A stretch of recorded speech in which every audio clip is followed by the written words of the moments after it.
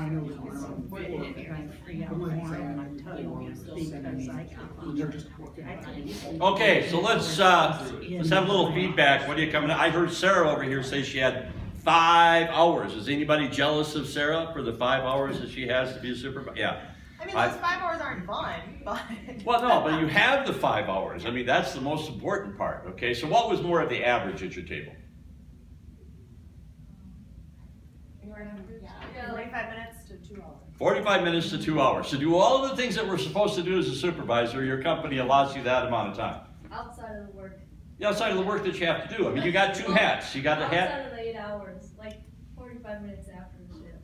Okay, right. So that's the other problem is as supervisors and managers, we find ourselves coming into work earlier, staying later, taking work home because we don't have the time during the day to be able to do those things. Okay, what about the table back here? Just an average. 1 or 2 hours. 1 or 2 hours. Okay, that's fairly typical. That's not unusual. That's, can be up to, 25% of your time, which wouldn't be bad. But if we've only got an hour or two during the day to be able to do that stuff, we're going to have to get pretty good at making some decisions as to what stuff we put into that time, right? Okay, how about back here? We got about 1 to 2 hours. 1 to 2, okay. Up here? About 2 to 3. 2 to 3. Okay, I mean, it varies from company to company. But here's the challenge. In a supervisory role, we just simply do not have as much time as we feel we need in order to be able to do all the things that we're increasingly being asked to do. There's a lot of forces that drive that, and I get that. But the first thing that you have to realize when you go to work every day is that there's a certain amount of your work that's driven by the job, the workflow activity of getting whatever you supervise done. It's that process kind of thing that has to happen every day. And you're an integral part of that, either from a supervisory standpoint of making sure that you do the things you're supposed to do as a supervisor. And for most of us, it's also doing some of the actual work to be able to get it done.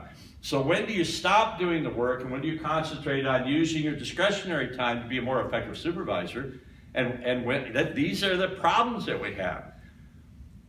And the challenges that we face when we go home at the end of the day, frustrated because we didn't get everything done that we wanted to get done. Okay, so I'm going to help you with some different ways of looking at this. If you look on the bottom of the page, there are 2 philosophies of time management. One philosophy says that we can be efficient in our time management. Okay, well, what does that mean? Well, when we think about being efficient in time management, the efficiency approach says that we're going to do things right. Okay, we're going to do things right. And it implies efficiency, doing things right, doing it quick, doing it fast, doing it properly, following all of that. And if we can just get better at doing things in theory, we have the capability within the time window that we have during the day to be able to get more done. Does that make sense? Well, it is a philosophy. And it's a philosophy that you probably, and for some of you, it's probably a philosophy that you used for a very long time. Okay. Now, the other side of it is that, and I'll put 2 more EFF up here. The other side of it is for us to be, as it shows on the bottom of the page, to be more effective in our time utilization. Well, what does that mean? Well, it means we're going to be more careful about picking the right things that we're going to do every day, with the acknowledgement that we can't do them all. You just can't do them all. Now, for those of you, because we were talking about children already this morning, for those of you who have children, you understand this transition, remember? I mean, my oldest daughter has twins that are 2 years old. I was over at her house the other day, and the twins were getting up. She had gotten home. She said, get up at the dining room table. The twins were there. They're sitting at the table, and the 2 twins, in a manner of saying goodbye to Grandpa and welcome home to Mom, were both sitting in their chairs just yelling. Not angry, not upset, not anything, but just yelling because twins can yell, right? And I told my daughter, I said, anybody who's thinking that they'd like to have children should experience this moment, right? And she said, yeah. She said, it meant, and when people tell me or ask me, how great it must be to have twins. She said, I'd like them to see this video and have 2 minutes of this before they decide how much fun twins are. Now, they weren't being naughty. They weren't upset. They were just yelling because they could, right? Okay. So as a parent, when you're raising children, you learn very quickly the distinction between efficiency of dealing with the household activities and taking care of children, right? And the effectiveness of doing the right thing. So at some stage, when the 3-year-old who comes out who has learned how to dress themselves but has on the polka dot shirt, the striped slacks, and 2 different styles of socks on, Mom, how do you feel about that today? Well, I'd be proud if they We- got dressed, but. Yeah, exactly. We don't care, right? Right? Right, because we're no longer worried about the efficiency of things. She got dressed on her own. That's a big accomplishment. We don't have time to fight all of the battles. Okay. I think we all agree. If it makes her happy. Pardon? If it makes her happy. If it makes her happy, let's roll with it. I understand. I know what you're saying. Okay, all of those things are correct. Now let's reframe this from a managerial perspective. Let's reframe what this means to us. Okay, so when we start looking at this, we can say, well, efficiency things are all about the things that we manage, okay? We manage stuff in the workplace, don't we? We manage stuff. And what we manage mostly is the process that we have in our organization to be able to get the work done. We manage that process in one form or another. And we have to make choices and give direction to our employees about the doing things the right way to have the process followed.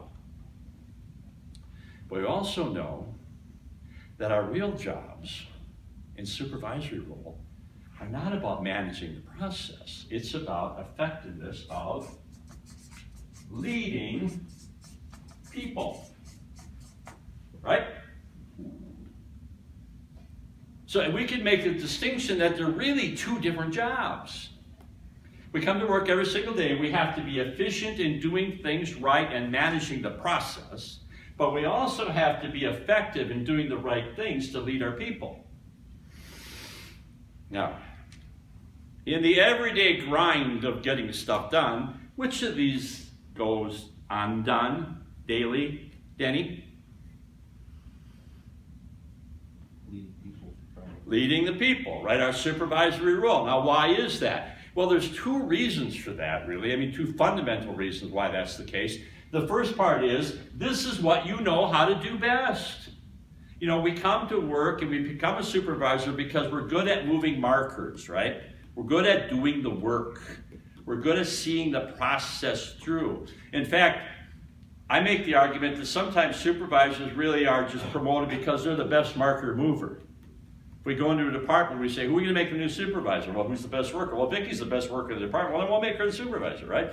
Why? Because we're more concerned organizationally about making sure that things are done right than we are about these choices of the right things. That's not the focus of what we do as a management team. We want to make sure that this stuff gets done.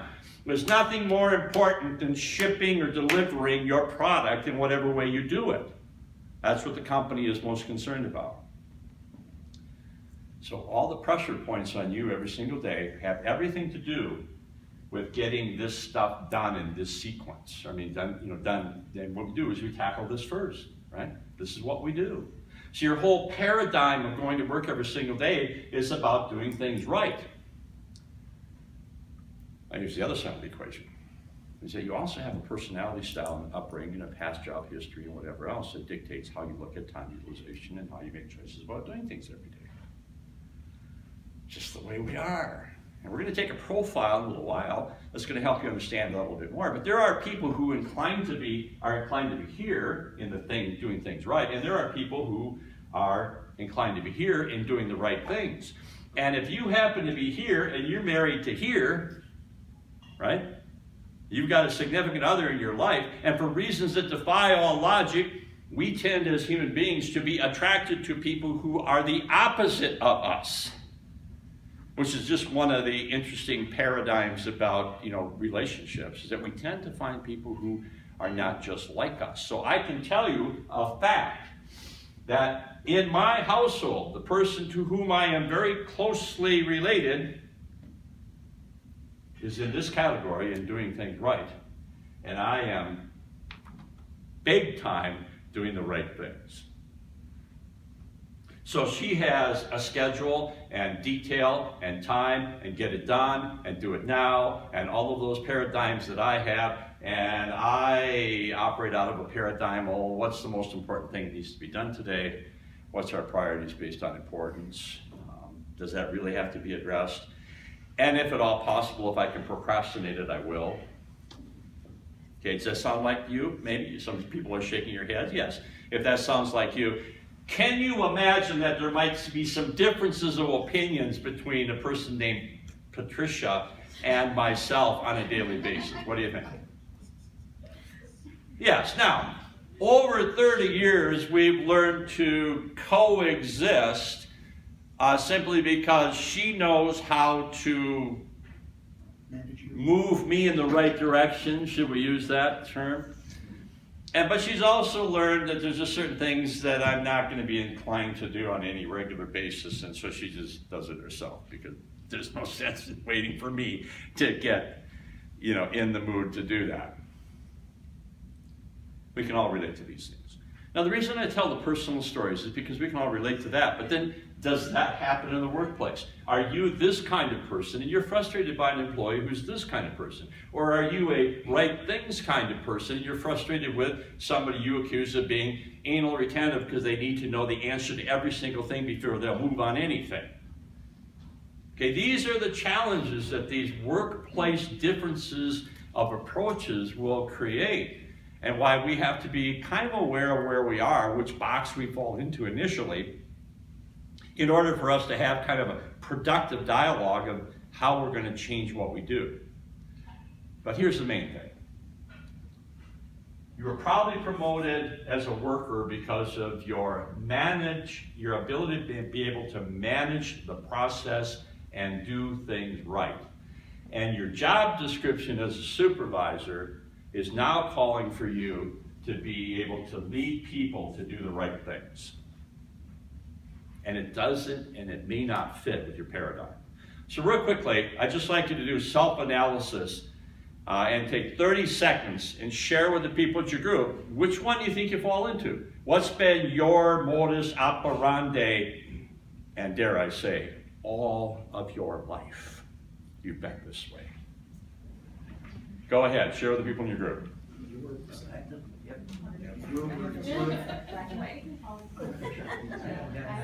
I